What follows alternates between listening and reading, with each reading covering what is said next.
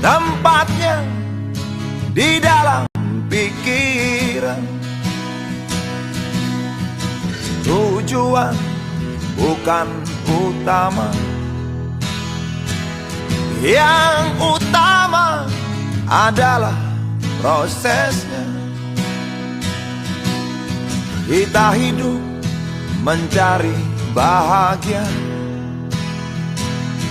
harta dunia, kendaraannya. Bismillahirrahmanirrahim. Assalamualaikum warahmatullahi wabarakatuh. Waalaikumsalam. Selamat pagi. Salam sejahtera untuk kita semua. Seminar proposal disertasi atas nama Suyadi, NIM 8216123004, Prodi S3 Teknologi Pendidikan, tahun masuk 2021, dengan judul disertasi Studi Antropologi Linguistik dalam Pengembangan Pembelajaran Sejarah Bahasa Indonesia di Perguruan Tinggi berbasis situs, dengan susunan Dewan Penguji. Yang terhormat Profesor Dr. Abdul Hasan Saragi, MPD, selaku promotor. Yang terhormat Profesor Dr. Khairil Ansari, MPD, selaku promotor. Yang terhormat Profesor Dr. Abdul Hamid, K, MPD, selaku narasumber 1. Yang terhormat Profesor Dr. Mukhtar, MPD, selaku narasumber 2. Dan yang terhormat Profesor Dr. Effendi Nabi Tuklu, MPD, selaku narasumber 3. Saudara Suyadi, saya bertanya, apakah saudara pada saat ini dalam keadaan sehat? Alhamdulillah sehat, Pak.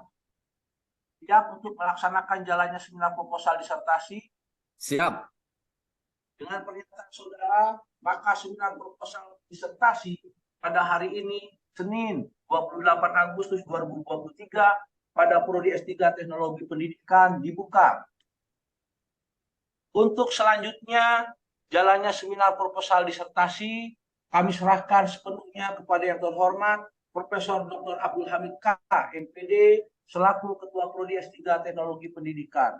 Kepada Prof, dipersilahkan dengan segala hormat.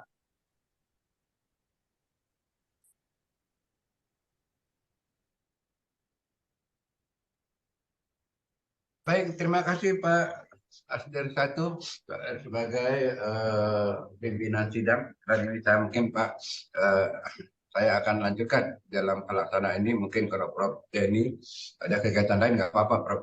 Saya akan jalan. Baik, terima kasih Bapak Ibu sekalian.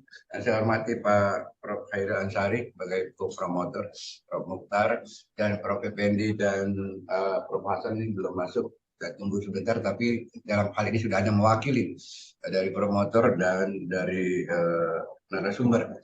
Baik, saudara Suyadi, tadi sudah mendengar kesiapan Anda untuk presentasi proposal Anda. Nah, kami kasih waktu sekitar 15 menit untuk menyampaikan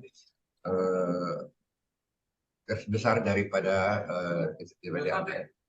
Silakan Pak Jali. Baik, terima kasih Prof, Ketua Prodi. Yang saya hormati, yang saya muliakan Wakil Direktur 1 selaku pimpinan sidang.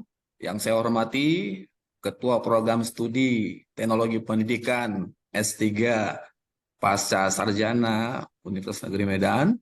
Yang saya hormati promotor dan promotor saya yang membimbing disertasi saya. Yang saya hormati para narasumber pada hari ini, yang saya sayangi teman-teman mahasiswa seperjuangan. Baik, saya akan menyajikan, mempresentasikan garis besar disertasi saya.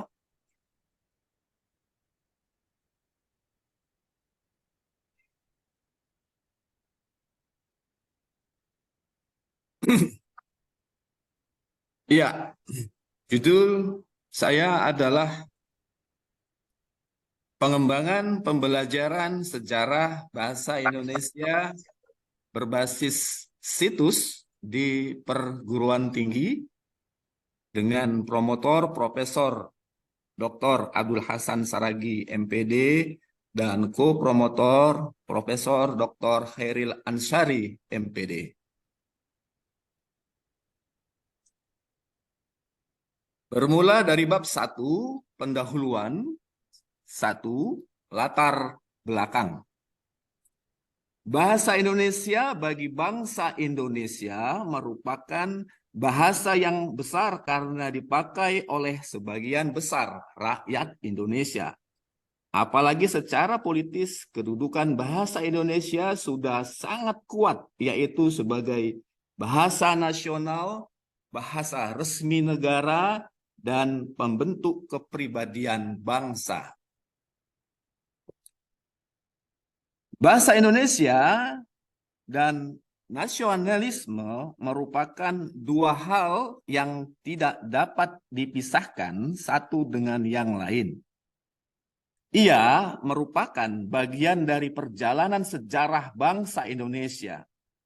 Bahasa Indonesia menjadi faktor dalam membangun kesadaran nasional, kedudukan sebagai negara merdeka dalam politik negara kebangsaan di dalam masa penjajahan, dan seterusnya.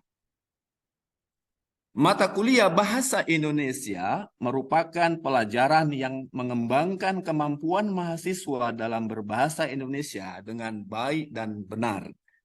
Karena penguasaan atas bahasa Indonesia dapat dijadikan ukuran nasionalisme seseorang sebagai bangsa Indonesia. Dengan demikian, bahasa Indonesia memiliki kedudukan penting dalam kurikulum pendidikan tinggi. Pembelajaran bahasa Indonesia diharapkan membantu peserta didik mengenal dirinya, budayanya, dan budaya orang lain, mengemukakan gagasan dan perasaan, berpartisipasi dalam masyarakat yang menggunakan bahasa tersebut, dan menemukan serta menggunakan kemampuan analisis dan imajinatif yang ada dalam dirinya. Pembelajaran bahasa Indonesia di perguruan tinggi memiliki beberapa materi. Capaian pembelajaran dalam mata kuliah ini diantaranya adalah mampu menjelaskan sejarah perkembangan bahasa Indonesia. Dari sini ada satu di antara 11 materi. Hasil pengamatan awal terhadap perangkat produk ajar mata kuliah umum bahasa Indonesia yang digunakan beberapa perguruan tinggi di Indonesia seperti Universitas Riau, Universitas Pendidikan Indonesia, Universitas Negeri Makassar, Politeknik Pembangunan Pertanian Medan, Universitas Islam Sumatera Utara, Universitas Negeri Medan, Universitas Negeri Yogyakarta, Universitas Muhammadiyah Sumatera Utara, Universitas Sumatera Utara, dan Universitas Muria Kudus menunjukkan beberapa permasalahan terkait pembelajaran sejarah bahasa Indonesia. Yang pertama, perangkat bahan ajar MKU Bahasa Indonesia yang sudah ada belum mampu mengarahkan mahasiswa untuk memahami materi dalam konteks kompetensi sejarah bahasa Indonesia lebih mendalam. Kedua, kandungan materi sejarah bahasa Indonesia yang termuat dalam buku bahasa Indonesia yang disajikan pada mahasiswa masih sangat minim dan belum menukik pada riwayat sejarah bahasa Indonesia yang mumpuni. Ketiga, perangkat bahan ajar masih berkutat pada buku teks, padahal sumber belajar juga banyak berada di sekitar mahasiswa, di antaranya adalah orang, lingkungan, situs, dan sebagainya. Pembelajaran sejarah bahasa Indonesia di perguruan tinggi juga memiliki anggapan negatif, yaitu daya tarik yang rendah pada pembelajar, bahkan dianggap sebagai materi yang membosankan serta tidak memiliki manfaat dan kegunaan. Hal ini menunjukkan indikator bahwa pembelajar tidak memiliki kesadaran sejarah. Muatan materi ajar bahasa Indonesia dilakukan pada difokuskan pada sejarah bahasa Indonesia supaya generasi muda tetap memiliki perilaku kesadaran sejarah nasionalisme, dan cinta tanah air di era global saat ini. Agar pembelajaran sejarah bahasa Indonesia tidak kaku, terjadi interaksi yang baik antara pembelajar dan pembelajar, serta mampu menumbuhkan kesadaran sejarah di era globalisasi, maka pembelajar dapat mengembangkan model pembelajaran yang sesuai perkembangan zaman. Itu gap fenomena. Sekarang adalah gap riset.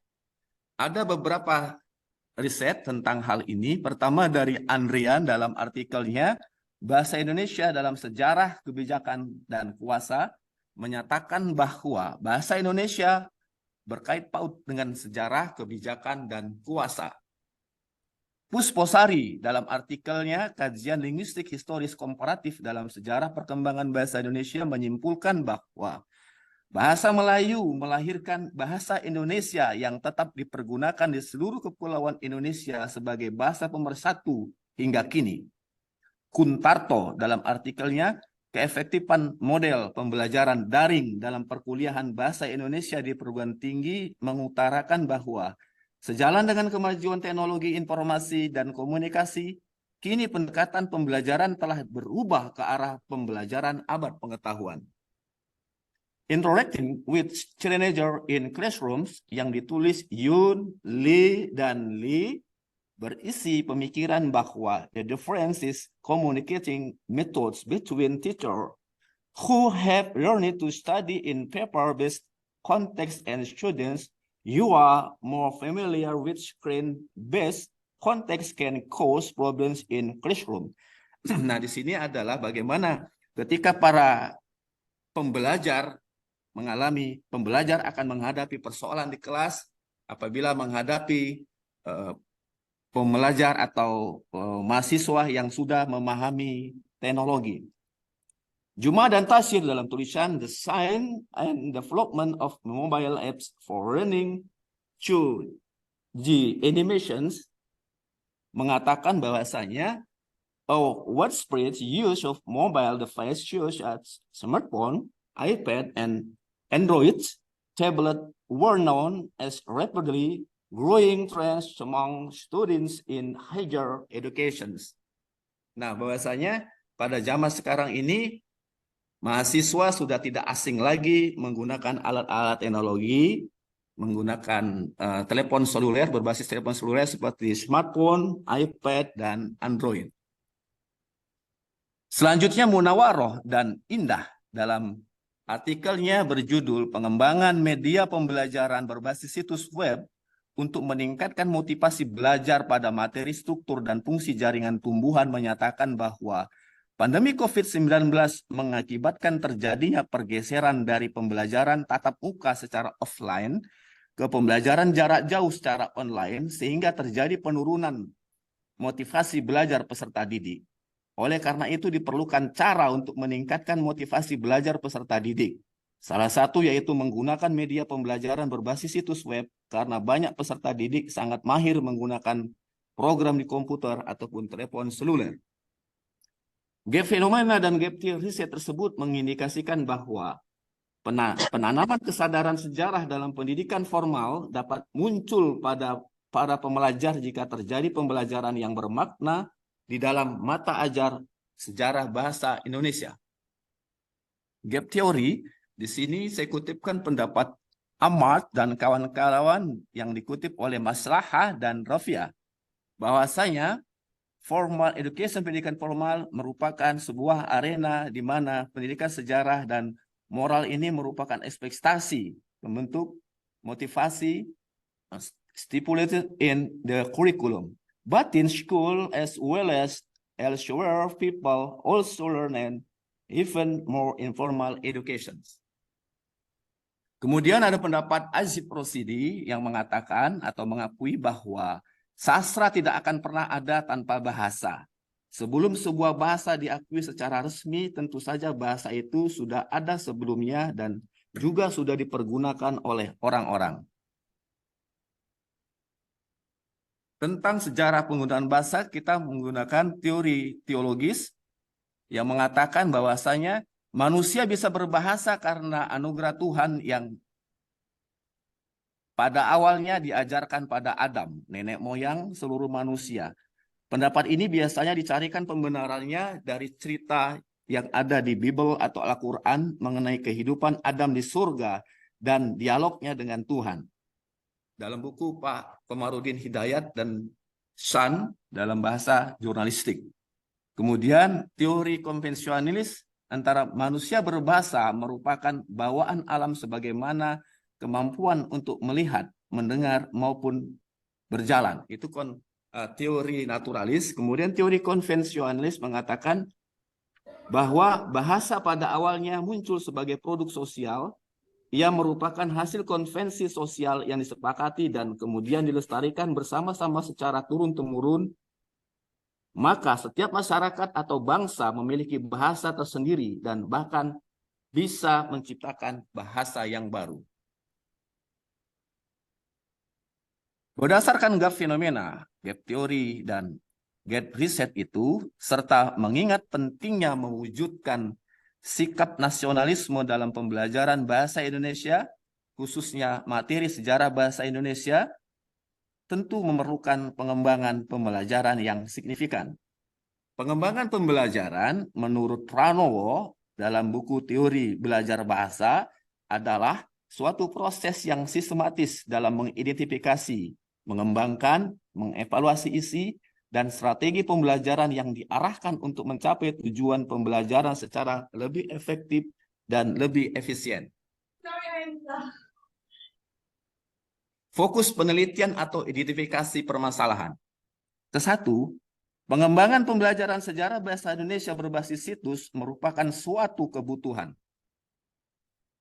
Kedua, keberadaan pembelajaran sejarah bahasa Indonesia untuk membentuk sikap nasionalisme berbangsa dan berbahasa masih minim, sehingga berdampak pada kualitas belajar mahasiswa. Ketiga, minimnya pembelajaran sejarah bahasa Indonesia yang inovatif, sehingga kurang menarik dan membosankan. Minimnya sumber bacaan baru yang sesuai karakteristik mahasiswa. Belum optimalnya penggunaan multimedia interaktif dalam pembelajaran, belum adanya inovasi baru dalam pembelajaran. Keempat, objek kajian pembelajaran bahasa Indonesia materi sejarah bahasa Indonesia berbasis situs belum pernah dilakukan.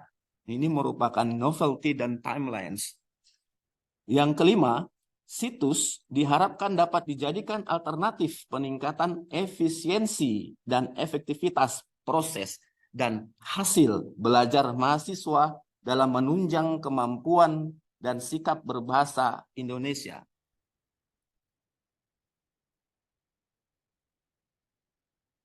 Ketiga, rumusan masalah. 1. Bagaimanakah proses yang direkomendasikan dalam mendesain dan mengembangkan model pengembangan pembelajaran sejarah bahasa Indonesia berbasis situs di perguruan tinggi? Kedua, bagaimanakah kondisi yang kondusif untuk mendesain dan mengembangkan model pembelajaran sejarah bahasa Indonesia berbasis situs di perguruan tinggi secara efisien? Ketiga, bagaimanakah prosedur yang direkomendasikan untuk mempergunakan model pengembangan pembelajaran sejarah bahasa Indonesia berbasis situs di perguruan tinggi yang telah dihasilkan? Keempat, bagaimanakah dampak penggunaan model pengembangan pembelajaran sejarah bahasa Indonesia berbasis situs di perguruan tinggi? Manfaat. Tujuan masalah. Tujuan penelitian 1, adalah mendeskripsikan proses yang direkomendasikan dalam mendesain dan mengembangkan model pengembangan pembelajaran sejarah bahasa Indonesia berbasis situs di perguruan tinggi. Kedua, mendeskripsikan kondisi yang kondusif untuk mendesain dan mengembangkan model pembelajaran sejarah bahasa Indonesia berbasis situs di perguruan tinggi secara efisien. Ketiga, mengurai prosedur yang direkomendasikan untuk mempergunakan model pengembangan pembelajaran sejarah bahasa Indonesia berbasis situs di perguruan tinggi yang telah dihasilkan. Keempat, mendeskripsikan dampak penggunaan model pengembangan pembelajaran sejarah bahasa Indonesia berbasis situs di perguruan tinggi. Manfaat penelitian. 1, manfaat teoritis. Pertama adalah mengembangkan teori dengan paradigma pedagogik digital kritis dalam mengembangkan pembelajaran sejarah bahasa Indonesia berbasis situs di perguruan tinggi untuk memotivasi mahasiswa agar dapat belajar mandiri.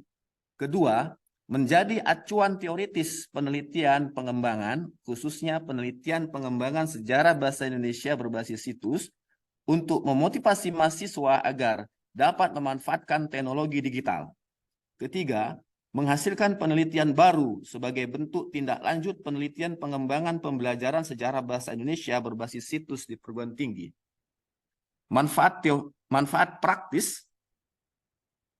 Manfaat bagi mahasiswa meliputi 1. Meningkatkan pengetahuan dan keterampilan mahasiswa dalam belajar bahasa Indonesia, khususnya sejarah bahasa Indonesia. Kedua, meningkatkan keaktifan mahasiswa dalam pembelajaran bahasa Indonesia dengan menggunakan produk model yang berbasis situs. Ketiga, meningkatkan kemandirian mahasiswa dalam pembelajaran sejarah bahasa Indonesia dengan menggunakan model yang berbasis situs. Manfaat bagi dosen meliputi 1. Memfasilitasi pembelajaran sejarah bahasa Indonesia dengan menggunakan model yang berbasis situs. Kedua, memfasilitasi penyediaan sarana untuk menggunakan produk model pembelajaran berbasis situs. Dan ketiga, memfasilitasi dosen dalam mengembangkan pembelajaran sejarah bahasa Indonesia dengan berbasis situs dalam platform teknologi digital. Secara praktis pula, penelitian ini bermanfaat untuk meningkatkan kualitas hidup dan menjadi dampak positif bagi masyarakat, sehingga disertasi ini diharapkan dapat dirasakan oleh banyak orang dan juga bagi peneliti sendiri. Spesifikasi pengembangan adalah pengembangan model level 3 sebagaimana kita ketahui dalam buku Pak Sugiono ada pengembangan, ada 4 model, ada 4 level pengembangan. Spesifik pengembangan dalam disertasi ini ada pengembangan model level ketiga, yakni melakukan penelitian untuk mengembangkan model yang telah ada, membuat model revisi dan menguji keefektifan model tersebut. Model yang akan dikembangkan dalam penelitian ini nantinya berbasis situs, baik situs dalam pengertian internet maupun dalam pengertian cagar budaya. Pengembangan pembelajaran sejarah bahasa Indonesia berbasis situs ini akan membantu dalam proses pembelajaran. Sebagaimana terlihat dalam tabel. Keterbatasan pengembangan yang diperkirakan ke-1 adalah sumber data yang digunakan dalam penelitian pengembangan ini, yaitu tempat, benda, dan manusia. Keterbatasan terdapat dalam proses pengambilan data disebabkan lokasi situs. Dan kemungkinan ada beberapa informan atau responden yang kemungkinan kurang serius ketika mengisi instrumen penelitian. Kedua, instrumen yang digunakan dalam penelitian ini belum sepenuhnya baku sesuai dengan aturan yang ada, namun instrumen disusun tetap berdasarkan teori-teori. Hal tersebut memungkinkan jika data yang diperoleh tidak sebagaimana mestinya atau belum menjawab permasalahan secara terperinci. Yang ketiga, pembuatan model pengembangan pembelajaran MKU Bahasa Indonesia materi sejarah bahasa Indonesia berbasis situs diperoleh dari berbagai sumber belajar dan tidak pula meninggalkan beberapa materi pada produk ajar sebelumnya. Kemudian ditulis dan dikembangkan ulang oleh peneliti dengan bahasa sendiri yang mudah dipahami oleh mahasiswa. Berkenaan dengan hal tersebut, pemilihan kata maupun penyusunan media digital berbasis situs dimungkinkan tidak mudah dipahami oleh peserta didik. Yang keempat, penelitian dan pengembangan pada dasarnya mempunyai prosedur penelitian yang panjang. Akan tetapi karena keterbatasan waktu dan biaya, penelitian ini hanya mampu sampai pada uji keterbacaan dan uji keberterimaan model, serta tanggapan mahasiswa. Keterbatasan waktu dan biaya ini mempengaruhi tingkat kualitas model yang dihasilkan. Oleh karena itu, model yang telah dikembangkan nantinya belum dapat diketahui secara pasti tingkat keefektifannya dalam kegiatan pembelajaran. Bab 3, kajian. Bab 2, kajian pustaka. 1, kerangka teori. Berdasarkan tabel ini, bermula dari belajar dan pelajaran di perguruan tinggi. Kemudian hal ini diterapkan ditambahkan dalam keterampilan abad 21, kemudian masuk kepada kawasan teknologi pendidikan yang melandasi metode pembelajaran kolaboratif. Kemudian yang materi kedua adalah teknologi informasi dan komunikasi yang mengilhami TIK dalam pembelajaran yang berisikan ekosistem digital Merdeka Belajar di perguruan tinggi. Kemudian sumber belajar digital, perangkat TIK dalam pembelajaran, dan pemanfaatan media sosial yang ini akan dilibatkan dalam pengembangan berbasis situs. Kemudian yang ketiga adalah model pembelajaran yang memiliki 5 komponen model, yaitu sintaks, sistem sosial, peran pembelajar, sistem pendukung, dan dampak pembelajar. Hal ini yang nantinya akan dimodifikasi dalam model pembelajaran kolaboratif. Kemudian yang keempat adalah kualitas model pembelajaran yang berisikan aspek kualitas ini berdasarkan pendapat Niven yang terdapat dalam buku Pak Sinaga, yaitu kevalidan, kepraktisan, dan keefektifan yang mengilhami juga teori pengembangan model.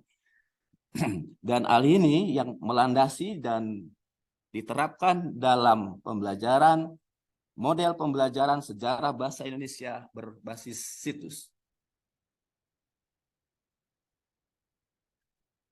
Penelitian terdahulu, ada beberapa penelitian terdahulu, antara lain adalah pengembangan bahan ajar sejarah Indonesia berbasis candi-candi di Blitar untuk meningkatkan kesadaran sejarah oleh Maslaha dan Rofia, yang mengatakan bahwasanya tujuan jangka panjang yakni supaya pembelajaran sejarah Indonesia lebih bermakna dan mampu menanamkan sikap kepada peserta didik. Selanjutnya, Fitrianingsi dalam buku riset pengembangan bahan ajar MKU Bahasa Indonesia materi karya ilmiah berbasis laman rumah bahasa.id bagi peningkatan literasi konservasi digital pada mahasiswa mengatakan bahwasanya mahasiswa dan dosen MKU Bahasa Indonesia dapat menggunakan bahan ajar MKU Bahasa Indonesia materi karya ilmiah berbasis laman rumah bahasa.id sebagai penunjang bahan ajar sebelumnya dengan harapan pembelajaran mampu mencapai CPL dan CPM berdasarkan kurikulum KKNI dan konservasi. Kemudian hasil riset Shah dalam artikel berjudul Making the Teacher Relevant and Effective in a Technology-Led Teaching and Learning Environment menyatakan bahwa meningkatnya penggunaan teknologi dalam proses belajar mengajar telah membuat peran guru menjadi tidak relevan. Berikut ini adalah kerangka berpikir model yang akan dihasilkan. Diilhami dari minimnya bahan ajar MKU Bahasa Indonesia materi sejarah bahasa Indonesia, minimnya minat belajar sejarah bahasa Indonesia, dan minimnya bahan ajar interaktif dalam meningkatkan kompetensi. Kemudian hal ini akan mendapat perlakuan dari hasil penelitian pengembangan berbasis situs dalam pembelajaran dan pengajaran MKU Bahasa Indonesia materi sejarah bahasa Indonesia. Dan hal ini nantinya akan berimplikasi dan menghasilkan menyusun bahan ajar sejarah bahasa Indonesia untuk MKU Bahasa Indonesia, kemudian meningkatkan studi bahasa Indonesia melalui mata kuliah baru yaitu sejarah bahasa Indonesia, dan tersedianya bahan ajar karya berbasis situs bagi peningkatan kompetensi sejarah bahasa Indonesia. Bab 3, prosedur penelitian. 1. Metode penelitian yang digunakan adalah research and development. Langkah-langkah penelitian mengadopsi model seamless learning, ubiquitous learning, YouTube learning, dan EDI.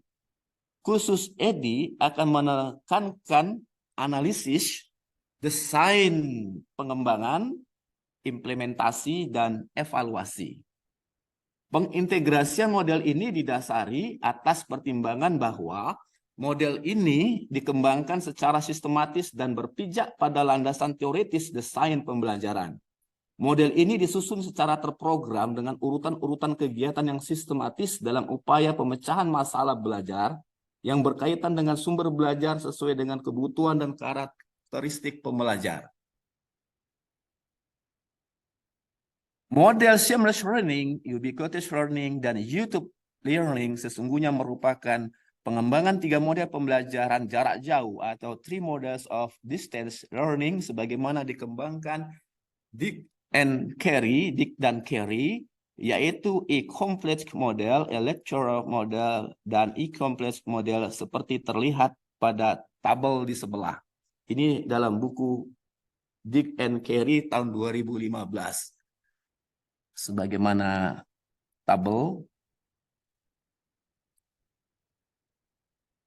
Berikut ini adalah gambar tahapan penelitian dan pengembangan bermula dari seamless learning, ubiquitous learning, YouTube learning, analisis, desain pengembangan, implementasi, dan evaluasi.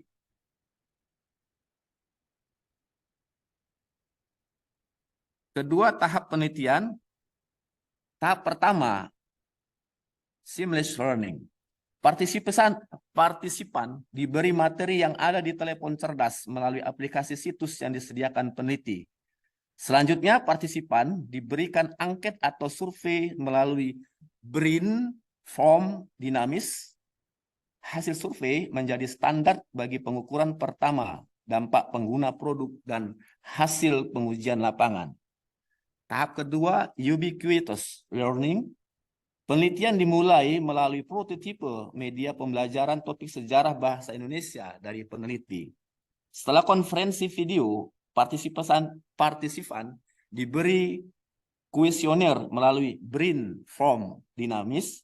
Evaluasi objek ajar menggunakan LORI, Learning Object Review Instrument, sebagaimana dikembangkan oleh Kemdikbud, yang berisikan 9 komponen, yaitu kualitas konten, kesesuaian dengan tujuan pembelajaran, umpan balik dan adaptasi, motivasi, desain presentasi, usabilitas, interaksi, aksesibilitas, reusabilitas, dan kepatuhan terhadap standar. Tahap ketiga yaitu YouTube Learning yang menjadi objek situs. Satu adalah epigrafi batu nisan di makam papan tinggi Syekh Mahmud dan Syekh Rukunuddin di Kompleks Makam Mahligai. Kedua, prasasti Tamil di situs Lobu Tua. Ketiga, inskripsi lempengan Kuningan di situs Bongal. Keempat, manuskrip syair-syair Hamzah Pansuri. Kelima, kronik Kerajaan Barus. Kemudian partisipan membuat resume dari tayangan Facebook, tayangan YouTube melalui brain form dinamis. Instrumen diperoleh dengan menggunakan skala Goodman melalui metadata. Selanjutnya tahapan keempat, yaitu analisis. Analisis kompetensi hasil angket setelah penerapan seamless diukur dengan skala Goodman dengan rumus di bawah ini. Persentase sama dengan jumlah jawaban ya per jawab tidak kali 100%. Kemudian analisis karakteristik hasil angket setelah penerapan ubiquitous learning diperoleh dengan rumus sebagaimana di bawah ini. Persentase sama dengan jumlah jawaban ya per jumlah skor kali 100%. Analisis materi melalui resume tayangan YouTube diukur dengan skala Goodman dengan rumus persentase sigma X per SMI kali 100%. Ketiga, tahap pengembangan. Berisikan tahap lanjutan yaitu tahap kelima, desain pengembangan. Yang pertama, perencanaan bentuk yang akan dikembangkan. Yang pertama adalah fakta. Berisikan data unik dan spesifik, yaitu situs internet dan situs cagar budaya yang menjadi sistem pengantaran dan objek pembelajaran sejarah bahasa Indonesia. Yang kedua, konsep, yaitu kategori yang terdiri atas beberapa contoh, yaitu teori dan perkembangan sejarah bahasa Indonesia. Yang ketiga, proses, yaitu alur atau jalannya suatu peristiwa. Berisikan penjelasan mengenai situs yang menjadi tempat pembelajaran pembibitan bahasa Indonesia.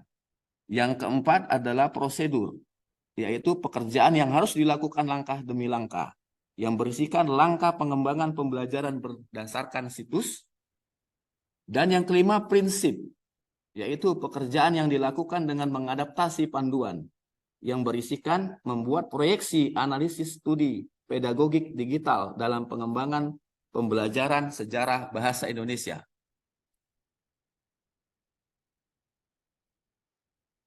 Pembuatan produk model ada 5. Pertama adalah objek pembelajaran teks. Terdapat beberapa hal yang perlu peneliti pertimbangkan dalam mengembangkan objek pembelajaran yang berupa teks. Atau bagian utamanya adalah teks. Selain itu, peneliti akan melakukan kegiatan pengembangan yang meliputi kegiatan penyusunan bahan ajar tercetak, yaitu modul. Yang kedua, objek pembelajaran gambar. Agar dapat diintegrasikan dalam objek pembelajaran teks, gambar kategori image, drawing maupun grafik harus dikonversi menjadi format gambar umum bentuk BMP, JPG, GIF, dan PNG dengan memanfaatkan aplikasi Canva. Dapat diunduh di Play Store secara gratis. Yang ketiga, objek pembelajaran audio. Peneliti akan menyarankan partisipan menggunakan aplikasi audio MP3 editor. Yang keempat, objek pembelajaran video bisa menggunakan aplikasi Canva yang diunduh di ponsel. Aplikasi lain yang juga bisa digunakan yaitu YouCatch Video. Dan yang kelima, objek pembelajaran animasi. Objek pembelajaran animasi yang bisa digunakan adalah aplikasi Cartoon Comic Strip Maker yang diunduh dari Play Store. Selain itu juga bisa menggunakan model animasi format GIF yang bisa digunakan. Validasi dan uji terbatas serta revisi model. Pertama, rancangan uji coba. Produk berupa model pembelajaran sejarah bahasa Indonesia sebagai hasil dari pengembangan ini diuji tingkat validitasnya. Tingkat validitas model pembelajaran diketahui melalui hasil analisis kegiatan uji coba yang dilaksanakan dengan beberapa tahap, yaitu 1. Review ahli media, review ahli isi materi, review ahli desain dan media pembelajaran, uji coba perorangan, dan uji coba lapangan. Uji coba ahli. Yang kedua, uji coba ahli. Subjek coba pada tahap ini adalah 1 orang ahli isi mata kuliah, 1 orang ahli desain pembelajaran, dan 1 orang ahli media pembelajaran.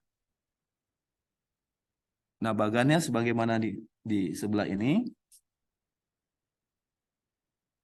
Kemudian uji coba perorangan. Subjek coba pada tahap ini adalah 6 orang mahasiswa jurusan Bahasa dan Sastra Indonesia dari perguruan tinggi di Sumatera Utara.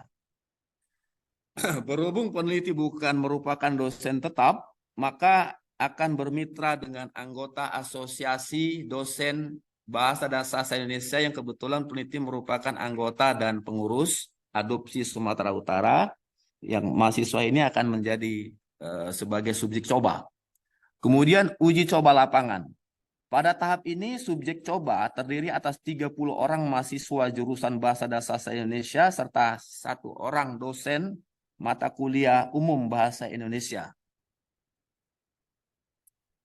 Selanjutnya adalah teknik analisis data.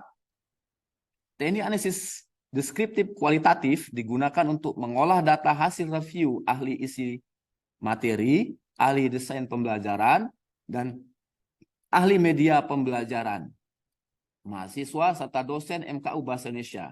Teknik analisis data ini dilakukan dengan mengelompokkan informasi-informasi dari data kualitatif yang berupa masukan, tanggapan, kritik, dan saran perbaikan yang terdapat pada angket serta hasil wawancara. Hasil analisis data ini kemudian digunakan untuk merevisi produk pengembangan. Teknik analisis data kuantitatif digunakan untuk mengolah data yang diperoleh melalui angket dalam bentuk deskriptif persentase. Teknik analisis menggunakan analisis statistik menggunakan UJT. UJT yang digunakan adalah UJT 2 sampel berpasangan, subjek dalam kelas yang sama, yaitu 3 orang, akan diperlakukan 2 kali, yaitu sebelum dan sesudah. Sebelum dan sesudah menggunakan produk ajar hasil pengembangan. Tahap ke-6, implementasi. Peneliti akan menerapkan draft model ke kelompok sasaran yang lebih besar guna menguji kelayakan dan efektivitas model. Dan tahap ketujuh adalah evaluasi. Dalam penelitian ini hanya dilakukan evaluasi formatif karena jenis evaluasi ini berhubungan dengan tahapan penelitian pengembangan guna memperbaiki produk pengembangan yang dihasilkan. Data-data yang dikumpulkan melalui pelaksanaan evaluasi formatif dikelompokkan menjadi dua bagian, yaitu satu, data evaluasi tahap pertama berupa data hasil uji ahli isi mata kuliah, ahli desain pembelajaran, dan ahli media pembelajaran. Yang kedua, data evaluasi tahap kedua berupa data hasil uji coba perorangan dan uji lapangan, berupa data hasil review mahasiswa dan dosen mata kuliah umum bahasa Indonesia. Keempat, luaran yang dijanjikan. Satu adalah digitalisasi perangkat pembelajaran materi sejarah bahasa Indonesia hasil pengembangan pembelajaran MKU bahasa Indonesia, yaitu digitalisasi modul, buku teks, dan RPS. Yang kedua, artikel yang siap dipublikasikan di jurnal terakreditasi. Kelima, tempat dan waktu penelitian. Penelitian ini akan berlangsung secara campuran atau blended dalam jaringan, daring, dan luring pada tahun akademik yang sedang berjalan. Jadwal berikut ini adalah bermula dari penyusunan proposal, penyusunan instrumen, seminar proposal pada hari ini, seminar proposal dan instrumen penelitian, kemudian pengajuan validitas dan reliabilitas instrumen, kemudian penentuan sampel, dan nanti bulan 9 pengumpulan data, analisis data, perencanaan produk, dan bulan 10 rencana uji coba ahli, uji coba perorangan, uji coba lapangan. Kemudian penerapan produk diperkirakan pada bulan 11, evaluasi formatif dan diseminasi diperkirakan pada bulan 12, dan pembuatan laporan dicicil mulai bulan 11 dan seterusnya. Demikian yang mulia Bapak narasumber dan para hadirin, terima kasih. Teknologi memberikan manfaat yang luar biasa dalam kehidupan. Kita menggunakan hampir setiap hari. Saya kembalikan kepada pemandu, Bapak Ketua Prodi. Terima kasih.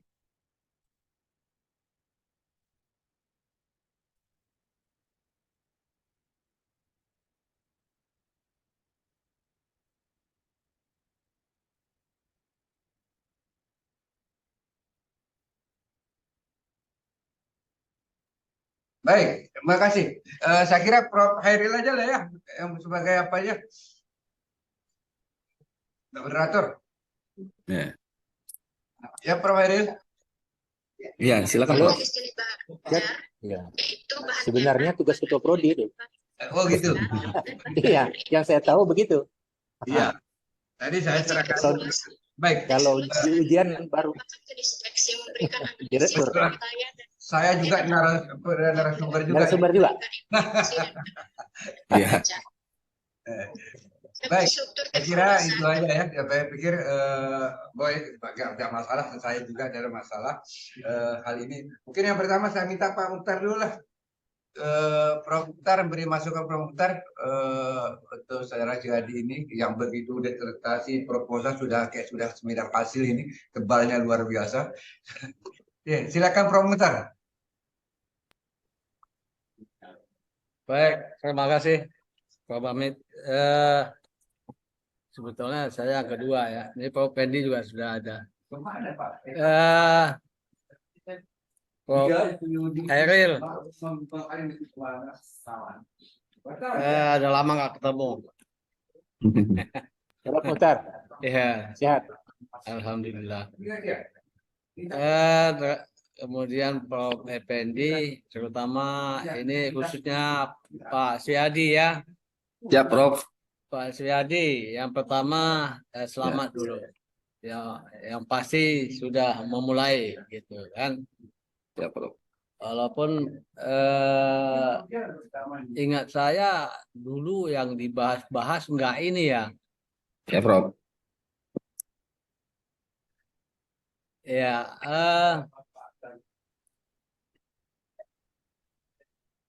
Pak jadi mau mengembangkan model ya, model pembelajaran. Siap. Ya, model. Iya, Prof. Pengembangan model Ya, pembelajaran. karena di judul kan cuma pembelajaran. Pembelajaran itu kan ada pendekatan, ada strategi, ada model. Ini model ya. Iya, Prof. Pengembangan Nah, model. jadi mungkin di dalam itu ya masih sangat kurang untuk membahas tentang model. Nah, untuk model ini sebaiknya mengikuti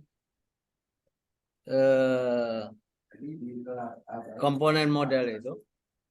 Komponen model di sini Pak Syadi ada, tapi secara terpisah mungkin ya. Yang kerangka teoritis di situ ada sintak ya, Iya, Prof. sintak, Sistem sosial. sistem sosial, kemudian Peran pembelajar. peran pembelajar itu. Ya.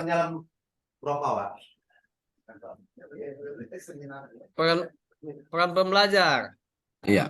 sistem sosial, Sistem sosial. nah, prinsip reaksi. Prinsip Ke sana, reaksi. ini dari siapa nih? Apa dari Joyce atau dari mana? Dari Joyce, Prof. Nah, mungkin Dari agak, Joyce et al. agak lari itu ya. Yang peran pembelajar dan prinsip reaksi ini. Maka ada dua pendapat itu. Nah, Siap. oke, itu. Mungkin dalam pembahasan ini perlu juga dikaitkan itu, ya. Siap, Prof. Belum ada. Kalau saya melihat di sini Pak Syadi masih apa namanya, belum fokus dalam pembahasan itu.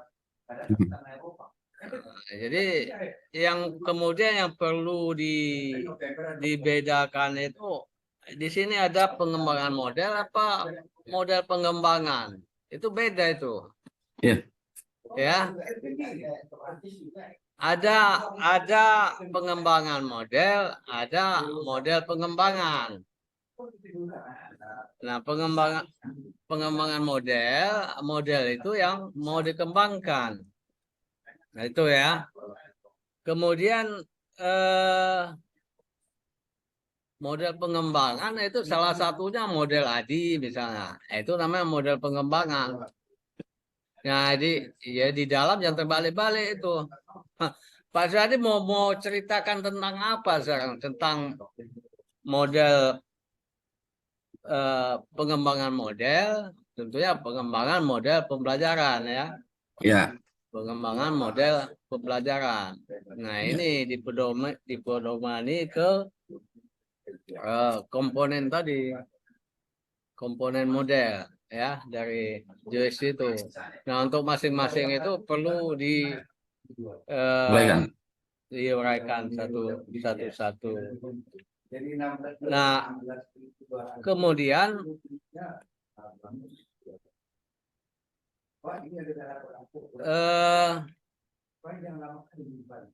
situs ya. Nah, situs juga harus dijelaskan secara gamblang apa maksudnya situs itu, dan Pak Syadi mau yang mana gitu. Nah, kalau situs apa tadi ada situs web. Nah, webnya perlu dijelaskan dulu ya tentang webnya di kajian teori.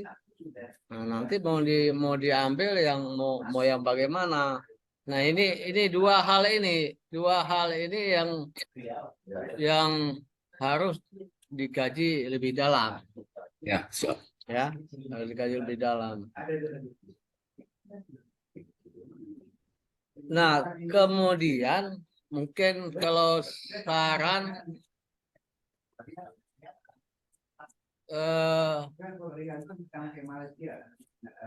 ini kan bahasa Indonesia ya, Pak. Jadi Iya, Bro. Ya. bahasa Indonesia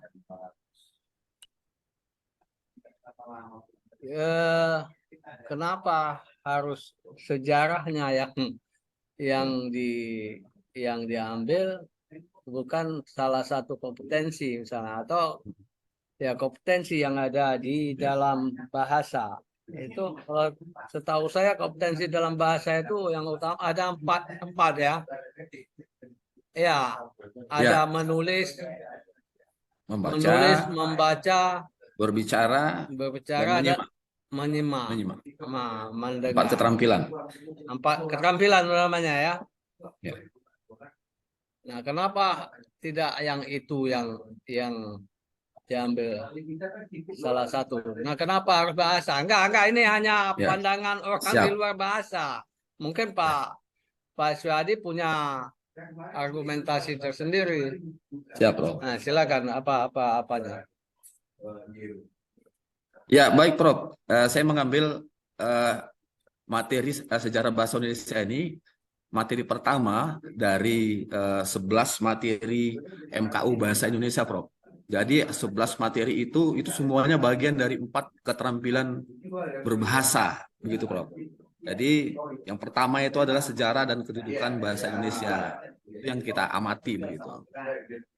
Ya, jadi 4 komponen keterampilan berbahasa itu nantinya akan ada dalam pembelajaran sejarah bahasa Indonesia.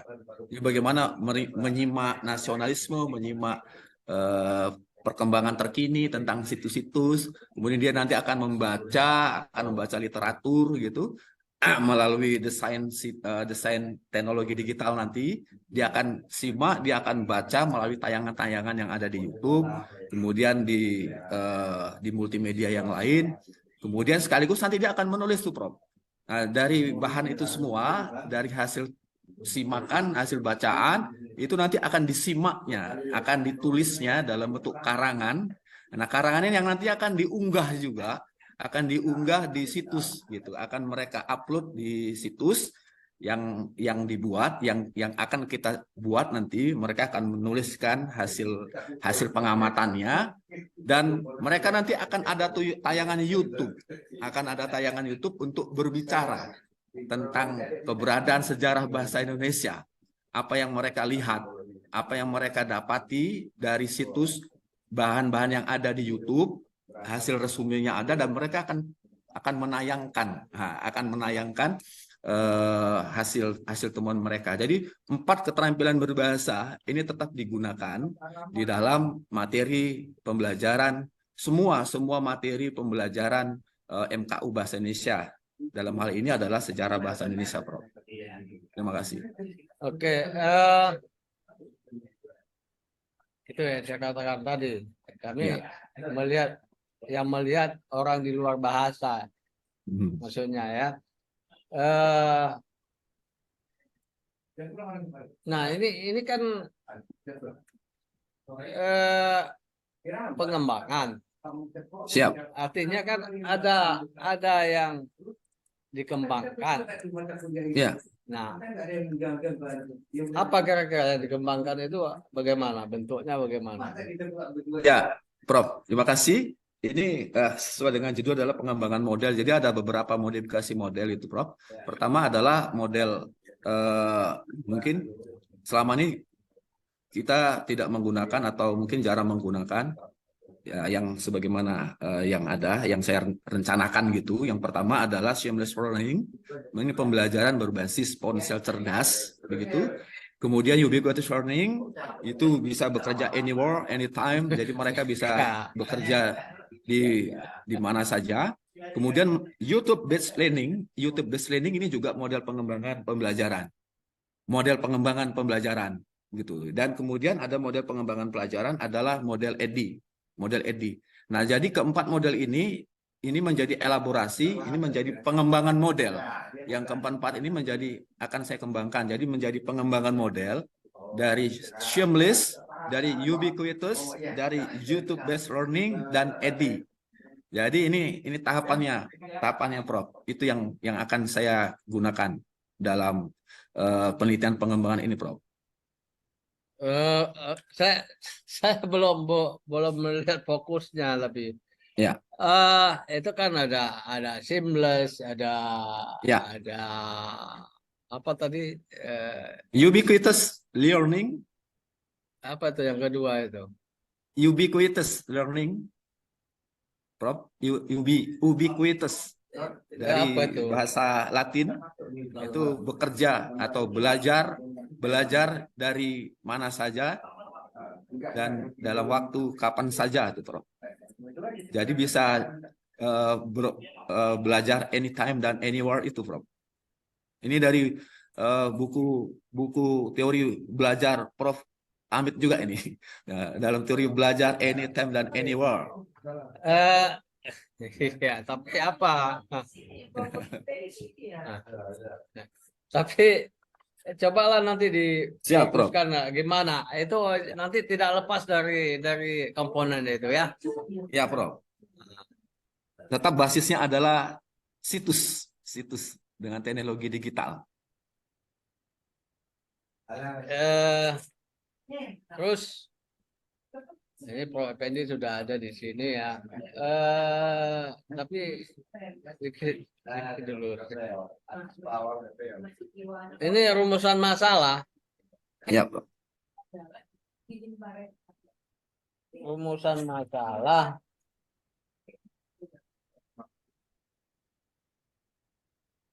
Ini apanya sekarang mau di apa? Proses.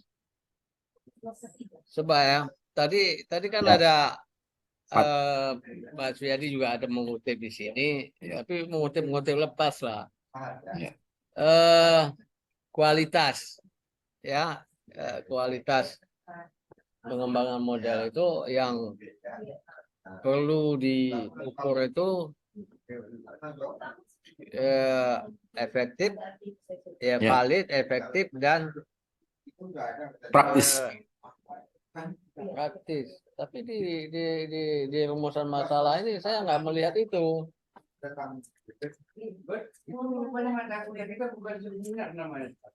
Iya kan? Ya. Artinya model yang dikembangkan itu bagaimana? Keefektifan. Keefektifan berarti tentunya lari ke penguasaan sejarah bahasa Indonesia itu kan. Ya. Kalau praktis nanti bagaimana penggunaan dari model yang dikembangkan ini. Nah, valid tentu ya perlu divalidkan terlebih dahulu. Nah, ini di apa nggak ada di rumusan masalah. Masalah, Bro. Kan nggak ada kan? Atau nggak melihat praktis, melihat efektif di rumusan masalah nggak ada kan? Ya, yang ada efisien, Prof. Efisien pada masalah kedua. Ya, efisien. Efisien. Memang sebetulnya praktis dan efisien itu harus harus seimbang deh ya. Seimbang. Tapi kan belum ada kan praktisnya, Ya, berarti efektifnya nanti belum ada kan. Ya, Nah, Prof, coba nanti dibunyikan, Prof. di apa lagi lah ya. Dibunyikan. Nah, ada banyak.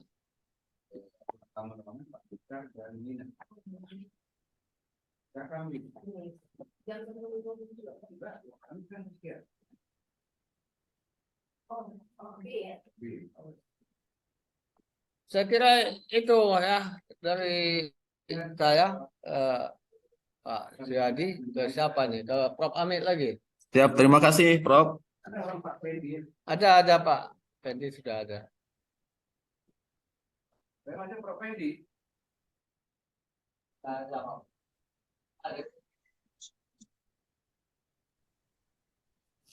Baik, terima kasih banyak masukannya. Selanjutnya kami minta kepada Prof. Effendi Nabi Tebul, silakan Prof, meskipun masih capek dari keluar kelas langsung masuk Zoom, tapi tetap segar kok wajahnya. Silakan Prof. Endi. Ya, baik. Terima kasih kepada Bapak Ketua Prodi, Bapak Profesor Dr. Abdul Hamid KMPD, dan juga kepada Bapak Promotor dan juga Co-Promotor, serta rekan-rekan pengarasumber ya. Ini langsung saja kepada Bapak Syuadisang. Ya, tadi. Ini san ini apa ini? Apa tuasan apa gimana ya? San saja, Bro. San. Sunset atau sunrise ya. Ya, benar, Bro. Baik, ini pemegang rekor juga ini saya lihat kalau udah melihat ketebalan proposalnya ini. Waduh. Ya, jadi artinya betul-betul sudah dilakoni bagaimana cara untuk menyelesaikan satu satu disertasi gitu ya. Nah, namun tentunya ada beberapa hal yang perlu kita perbincangkan gitu ya, karena ini kan sedang proposal. Ya, Bro. Ya. Sehingga kita coba untuk meluruskan bagaimana supaya mantap nanti di lapangan. Siap. Nah, yang pertama tentunya mengenai teknik penulisan dulu ya. Ya. Ada aturan formatnya itu misalnya di halaman 1 mestinya ini kan ada 3433 gitu. Jadi samping kiri 4, samping atas 4 kalau bab, baru 33. Ya. 33. Kalau untuk selanjutnya kalau tidak ada judul bab ya itu 43333 ya. 433. Jadi supaya disesuaikan. Siap, Bro. Nah, kemudian saya lihat gaya penulisannya ini kan masih Turabian, masih ada footnote-nya. Iya. Sementara yang kita anut di Pasca itu kan APA style. Iya. Jadi supaya nanti disesuaikan ya.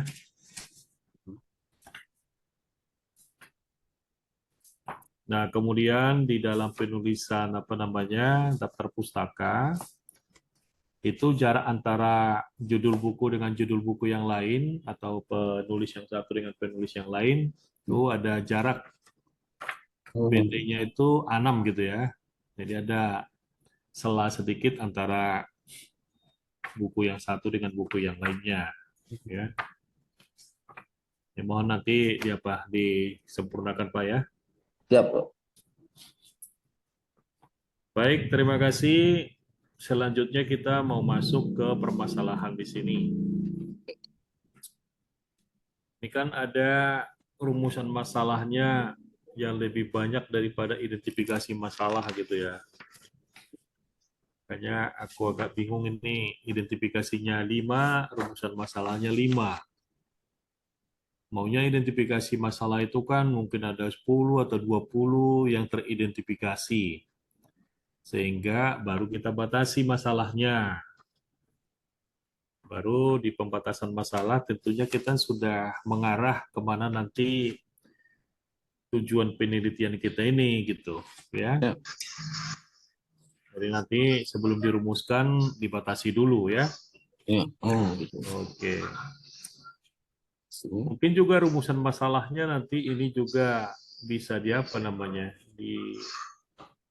disederhanakan gitu. Karena di poin yang pertama bagaimanakah proses, yang poin 3 bagaimanakah prosedur.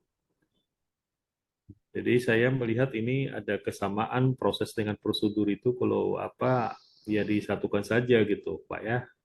Ya, Bro. Makasih. Nah, kemudian juga mana dulu yang harus diselesaikan di rumusan masalah ini. Kalaupun yang kelima, bagaimana karakteristik? Ya justru karakteristik ini harus nampak di awal ketika kita melakukan analisis kebutuhan gitu, ya. Kalau kita lihat nanti model di Anchor itu kan mestinya karakteristiknya dapat dulu, baru nanti masuk kita di GANI itu ada kondisi, ya. Baru nanti kita masuk di prototype, rancangan awal. Ya. Nah, kemudian dari rancangan nanti masuk ada model hipotesa ya. Baru nanti ada pengujian-pengujian untuk kepraktisan, keefektifan, dan juga keefisienan gitu ya. Jadi supaya nanti rumusan masalah itu supaya alurnya pas gitu Pas ya. ya. Siap, Bro. Jangan nanti pula sudah mau dibuktikan apa namanya modelnya malah muncul pertanyaan bagaimana karakteristik kan gitu. Nah, Ya. ibaratnya Bapak ini karakteristiknya kan sudah mulai lansia kan gitu ya.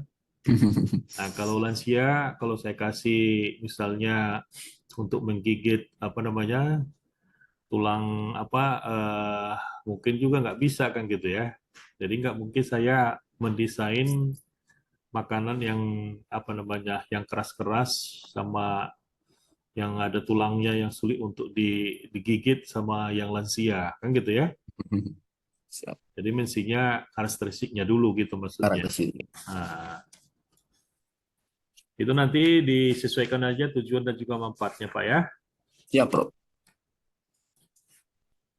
Nah, ini juga saya tidak apa namanya, belum familiar. Artinya kalau dilandasi dengan studi antropologi, nah di pendekatan penelitiannya nanti apakah menggunakan mixing method gitu ya. Ya. Karena studi antropologi itu kan itu diawali dengan pendekatan kualitatif. Ya kan?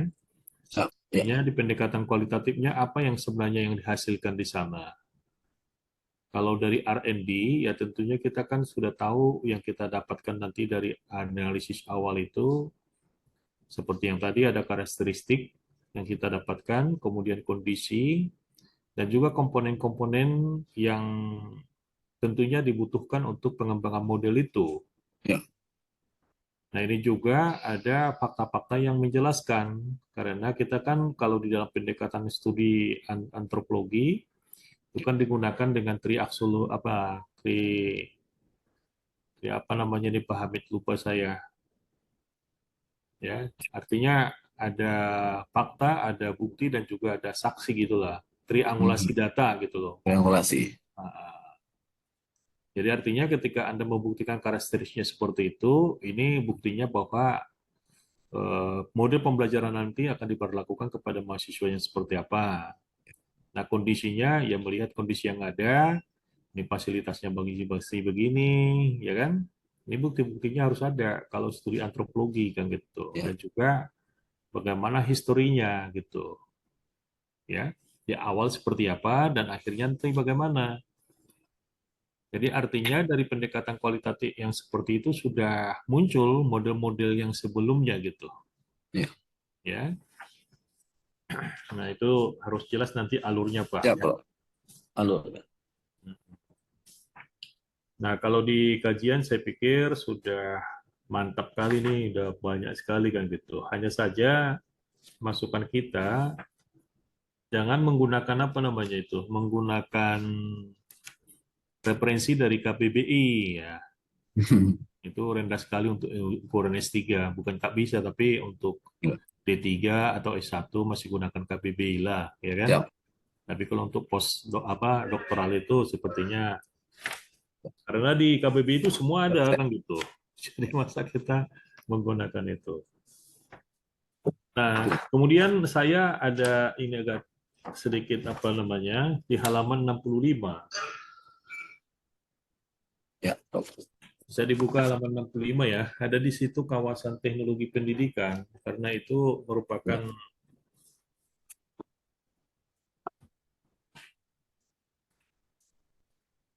ya.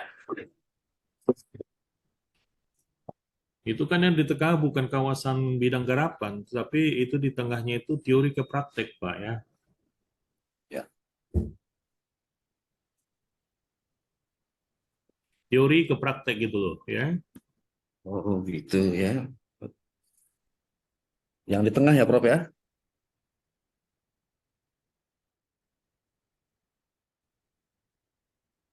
Teori praktik.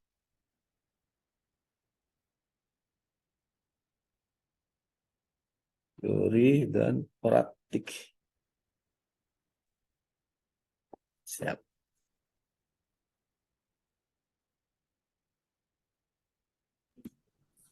Maaf tadi agak tertutup.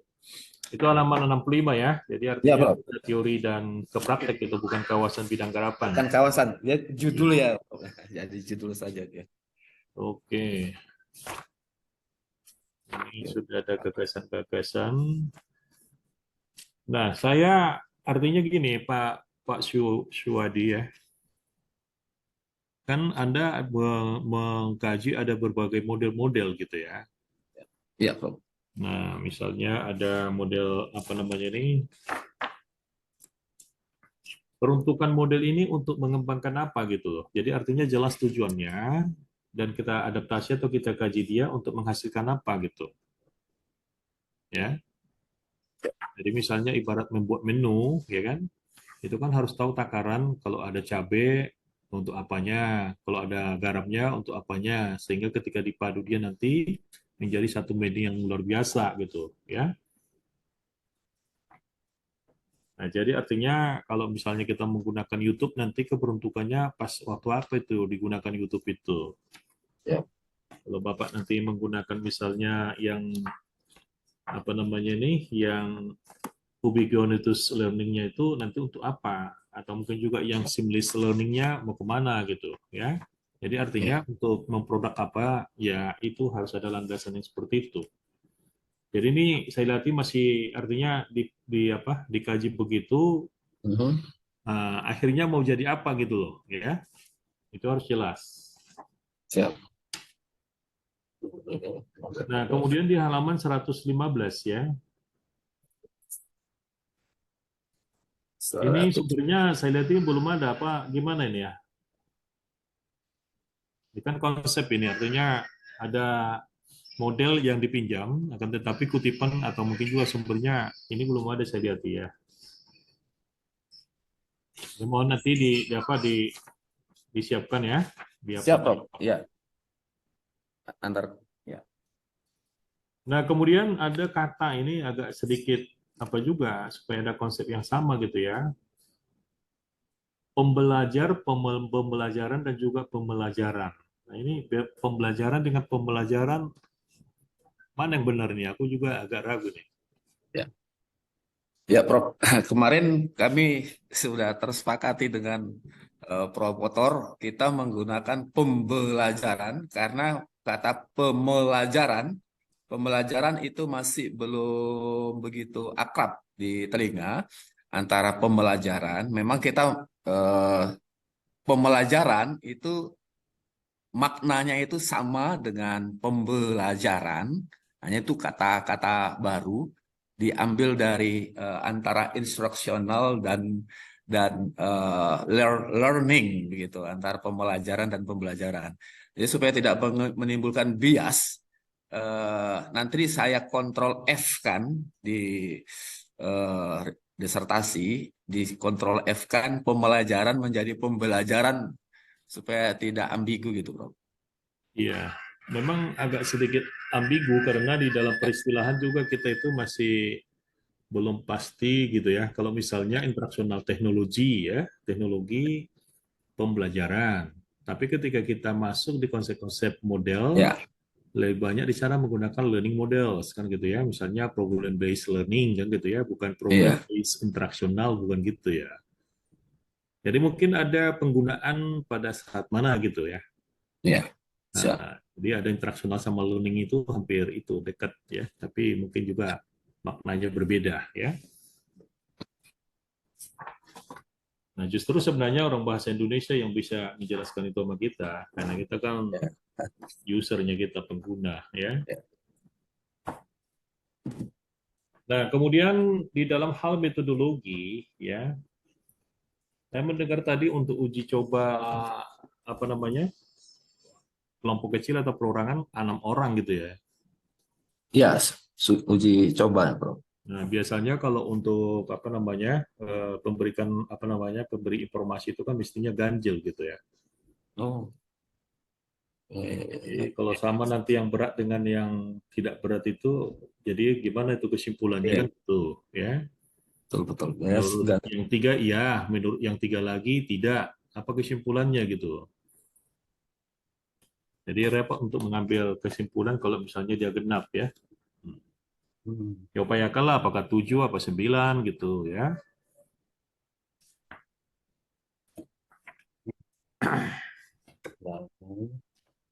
Nah, kemudian tadinya kita kan mau melihat bagaimana sebenarnya proses untuk di awal dengan studi antropologi itu memunculkan satu prototipenya gitu.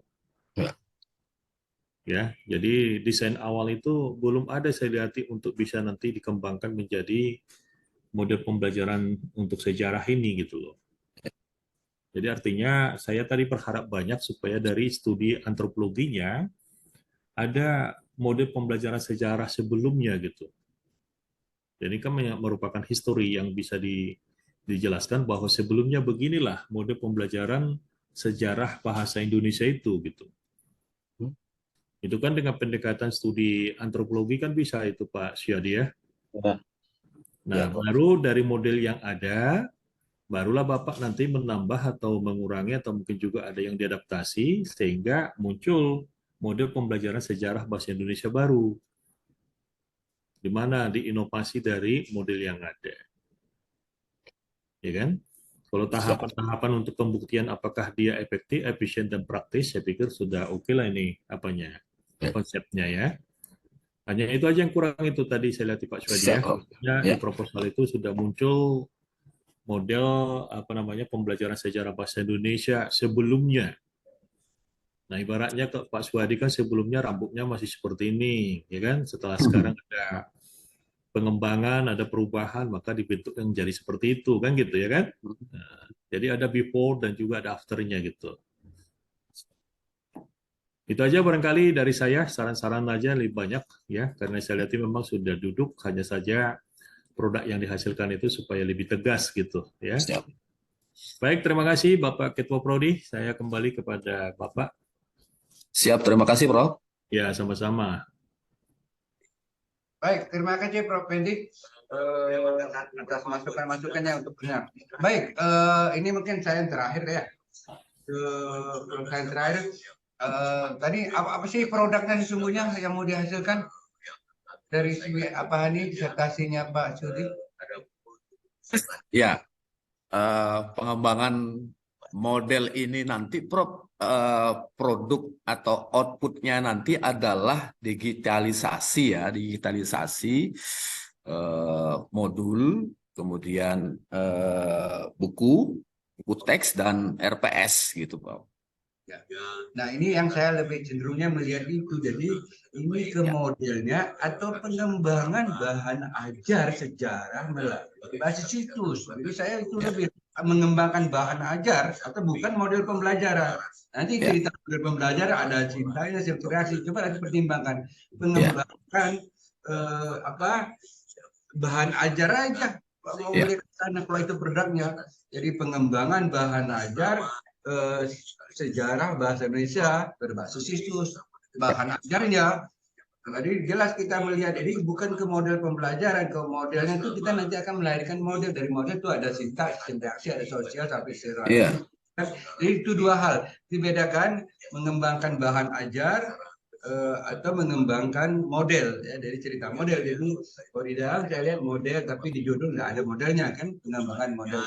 Di sini saya lihat hanya pengembangan pembelajaran sejarah. Jadi cerita model tetap kita melihat ke sintaks itu. Jadi itu saya melihatnya dari masukan dari teman-teman sudah cukup bagus. Ini luar biasa. Dari proposal sudah seperti disertasi jadi. Terlalu banyak dari buatnya kan. Nah, saya melihat dari sini ya, dari ini ke pengembangan bahan ajarnya atau ke model pembelajarannya. Nanti coba diskusikan mana yang pas. Siap. Baik. Nah, saya melihat juga tuh di konteks ini ada beda dua hal yang berbeda Pak Syudi antara fokus penelitian sama identifikasi masalah. Tadi mungkin Prof. Mukhtar sudah sampaikan beda itu fokus penelitian sama identifikasi apa sih permasalahan yang selama ini ada kira-kira menyebabkan tidak menariknya pembelajaran itu. Mungkin itu dari sarananya, dari pendukungnya, dari materi, urutan pembelajaran, media, itu identifikasi sekian banyak. Dari sekian banyak itu barulah Anda batasin, baru Anda rumuskan. Ada keterbatasannya, nanti keterbatasannya itu bukan di apa namanya, bukan di keterbatasan pengembangan ini, itu enggak di bab 1, nanti di hasil itu keterbatasannya apa yang penelitian. Sebenarnya tadi dari latar belakang penyebab nampakkan tadi udah ada gap teori, gap riset sudah ada. Dari sekian itu penyebabnya identifikasi lah masalahnya. Kenapa sih terjadi itu? Oh mungkin karena ini itu. Sekian banyak identifikasi, Anda batasin. Oh saya hanya membahas ini saja. Dari ada batasin itu, barulah ada rumuskan. Oh, saya hanya melihat bagaimanakah prosedur pengembangan model situs itu. Tadi kalau ibaratnya, atau bisa lihat tingkat kelayakannya, kepraktisan, keefektifan, bisa Anda kembangkan gitu loh. Jadi itu mungkin lebih arah dari sini, mungkin tidak sistematika penulisan lah ya. Jadi dilihat juga prosedur penulisan pasca itu, ada buku pedoman penulis disertasi, nanti dilihat juga itu Pak Syode ya. Jadi memang gitu. Jadi ini kalau saya melihat, wah, kok jadi disamakan antara fokus penelitian sama identifikasi masalah, itu dua hal yang berbeda. Ya, jadi, bisa aja kalau dulu kita buat fokusnya itu di latar belakang, tapi di bab 3 bisa fokus lebih arah, tapi itu jarang kita lakukan. Ya begitu, jadi perumusan masalah itu dalam konteks itu. Satu lagi ini mungkin pada halaman berapa tuh ya? Ya identifikasi permasalahan tadi halaman 26, ternyata di disertasi udah halaman 34, bukan di halaman 26. Saya lihat di halaman 26 kok nggak ada. Oh ternyata sudah begitu lompat jauh ke halaman 34 ya.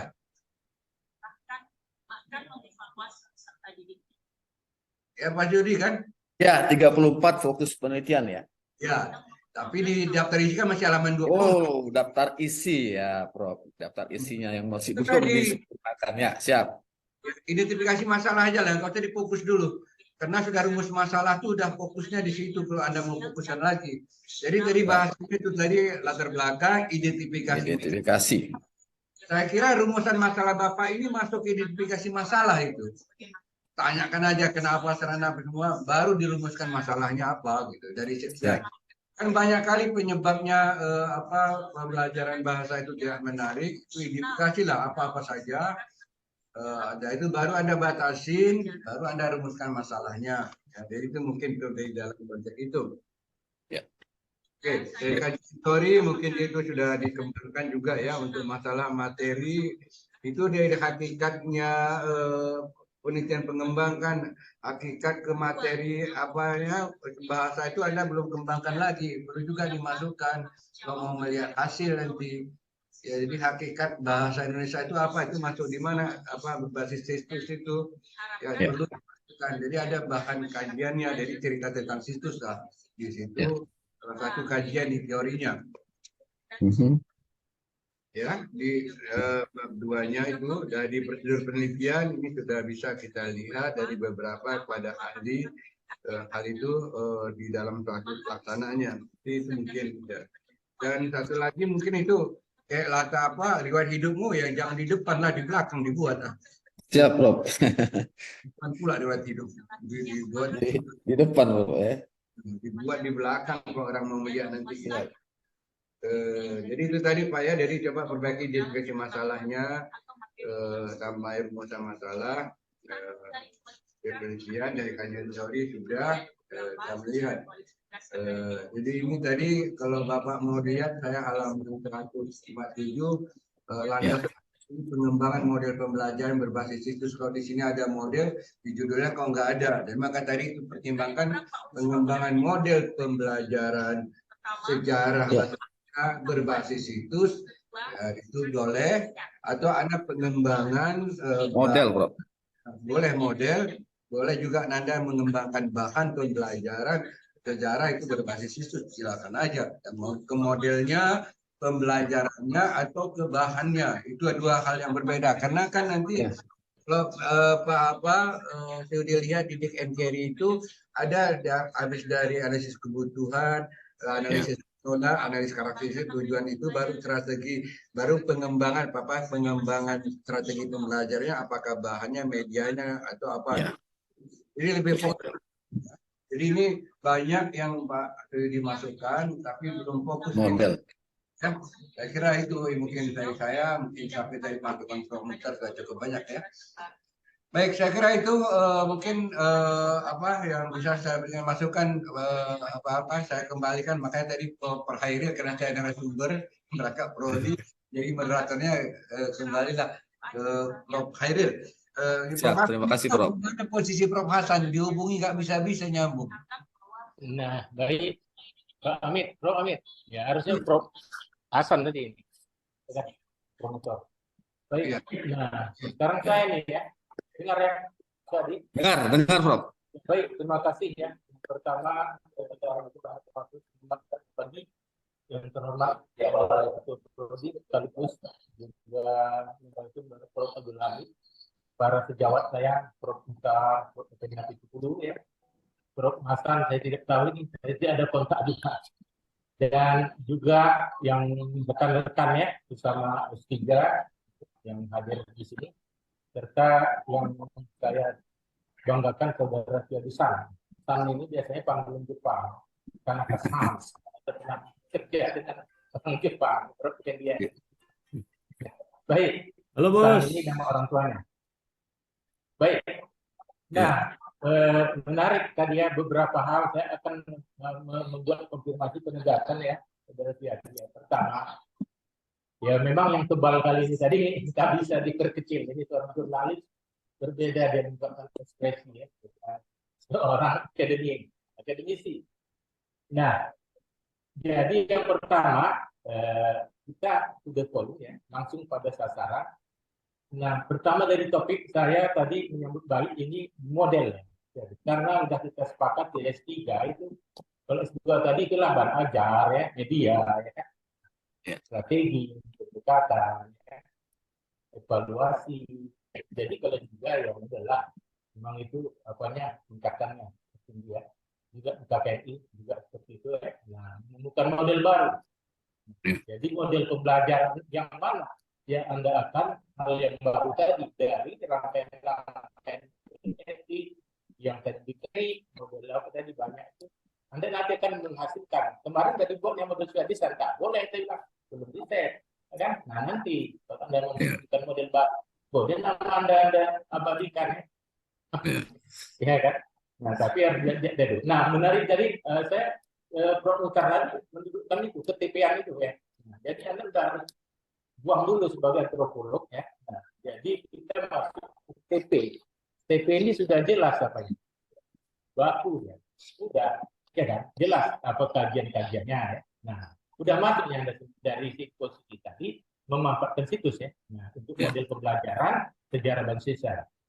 Jadi saya mendukung ini hanya untuk materi sejarah saja sebenarnya. Siap. Nah, sejarah itu aja, tapi yang lain-lain mungkin tak perlu. Nah, jadi melengkapi yang belum ada. Nah, sejarah ini tadi, situs tadi dimasukkan dalam revolusi 4.0. Jadi transformative learning terjadi di sini. Jadi perubahan bentuk pembelajaran tadi ya. Nah, kita bawa situs tadi menjadi apa? Augmented reality, virtual reality, sehingga menjadi apa? Sebuah model seperti tadi, pengganti tadi lama-lama avatar. Ya, kan? Nah, itu yang mau kita tuju. Kita udah belajar dalam suasana seperti seolah-olah sama virtual. Jadi nanti dimasukkan di dalam posisi itu, situs tadi kan tidak lagi harus seperti Olga untuk belajar itu ya, zaman dulu. Nah, artinya diangkat ya, menjadi apa sebuah menjadi itu hebat kalau bisa terjadi bagus. Ya kita menyematkan DTP-nya masuk ya kan, masuk Zero-nya masuk ya kan. Nah kemudian juga pembelajaran teori belajarnya nanti saya tambahkan. Saya ngajar yang ini, katakan ini, saya nggak masuk TP, saya masuk di PGSD. Ada teori connectivism. Nah, itu yang terakhir setelah constructivism. Itu yang terakhir, bagaimana menghubungkan apa semua teori-teori yang tadi, yang 5 tadi, behavioristik, ya kan, terus sampai ke apa constructivistik, ya kan, sampai pada posisi connectivism. Dia tak berguna, kata apa Morgan dan kawan-kawan, dia menciptakan teori baru. Belum diakui. Ini betul juga lahir dari kolektif. Nah, mengaitkan semua 5 teori belajar itu kepada apa? Yang ini tadi. Nah, teknologi ini, teknologi virtual internet. Ada bukunya, itu ada sampaikan. Nah, kemudian selanjutnya, tadi yang pemutar dan saya menarik dari Prof. Effendi. Ini perdebatan saya dengan almarhum ini. Ya kan, persoalan istilah dulu, pembelajaran, ya kan, pembelajaran, Iya. ya kan. Jadi di TP tadi memang dia modelnya kalau orangnya tadi belajar disebut, belajar. Nah, prosesnya tadi pembelajaran. Nah, kita kalau di kajian bahasa, badan bahasa, pembelajar orangnya. Iya. Proses pelajaran. Nah, inilah dia tadi. Tadi minta tadi bagaimana dimasukkan ke bahasa, tapi nggak kena di dalam TP. Mereka udah biasa pembelajaran orangnya. Pembelajaran. Nah, kalau kita sekarang pembelajar itu bukan hanya guru dan siswa, dua-dua ya, mahasiswa dan dosen, siswa dan guru, pembelajar ya, menjadikan dia belajar, guru juga jadi pembelajar, siswa juga konsep TP ya. Nah, jadi masuk saja dalam lingkup konteks inilah supaya tadi saya tahu tadi itu konsep badan bahasa pembelajar, prosesnya pembelajaran. Nah, yang tadi kurang-kurang tadi, tolong dia tadi penulisan ya, gaya penulisan. Siap. Nah, jadi saya membangun dua-dua dengan saya juga positif bahasa. Jadi maksudnya di sini yang penting tadi kembalilah ke masuk ke lingkup TP kita buang dulu yang apa tadi yang sifatnya tadi mengantui ilmu-ilmu kita tadi. Jadi kita harus masuk utuh di dalam kita. Iya. Nah, sehingga tadi model tadi betul sintak itu. Jadi tadi saya penyerahan juga dari mana dilakukan itu sudah bagus dari voice ya kan, sintak sistem pendukung sosial kompetensi kemudian dampak pembelajaran itu ya itu nanti yang ya. Saya pikir itu saja beberapa hal yang saya lakukan melatih terhadap dan komentar tidak ada untuk memperkuat ketentuan. Jadi saya sudah melihat sebenarnya kita Prof. Amit dan Prof. Effendi itu dulu ya. Baik, saya serahkan ke Prof. Amit. Siap, Dari terima kasih, saya Prof. cukup. Nampaknya Prof. Sambil juga. Baik, terima kasih Prof. Hairil. Sehat-sehat kita Pak Hairil. Ini Iya. Prof. Hasan belum masuk juga. Kemana dia ini? Saya nggak tahu lah Pak. Ada dihubungi nggak bisa juga Iya, ya. hal apa dalam konteks ini? Baik, dalam hal ini Pak Suryadi sudah selesai untuk seminar kita hari ini. Pak Hasan nanti jumpa lagi lah ya. Jadi hakikatnya Pak Sirudi ini apa dari masukan-masukan tadi ya sudah bisa lebih fokus ya, diarahkan kemana bisa segera dalam hal pelaksanaan. Baik, dalam konteks ini saya kira langsung saya apa juga ini karena saya juga perangkap ini dalam hal penelitian ada apa FGD sama NIAS. Jadi saya kira gini Pak Sirudi di dalam seminar kita ini bahwa mana dia tadi catatan saya. Sebentar Pak Sudi, saya taruh di mana? Siap, ya. Mana tadi Pak ya sebentar ya. Jadi di sini kita bagaimana kita sebagai kepala sekolah. Mana tadi Pak Mukhtar? Yang sepuluh tidak berulang lagi tadi.